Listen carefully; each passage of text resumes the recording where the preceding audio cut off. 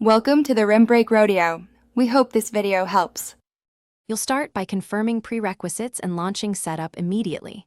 Sign in to your Iaqualink account, then power on the pool controller so it's discoverable.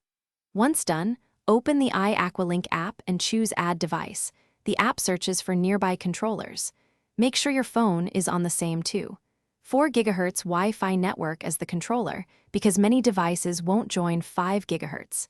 If the controller has a reset pin, keep it handy to enter pairing mode quickly. Next, pair the controller to your network and verify settings. Put the unit into pairing mode by holding the reset or pair button until LEDs flash.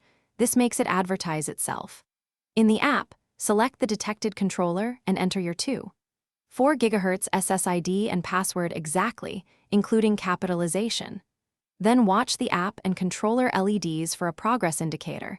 This confirms successful DHCP lease and cloud registration. If the app stalls, cancel and retry after rebooting the controller and your phone's Wi-Fi.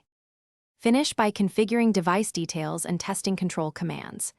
Name the controller, assign pool/spa zones, set schedules, and enable remote access so you can control equipment away from home.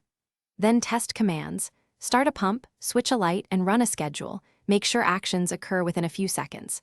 If something doesn't respond, check that equipment breakers are on and the controller firmware is current. A key troubleshooting tip: if pairing fails, power cycle the controller and router.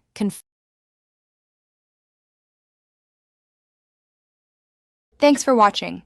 Consider subscribing if we helped you.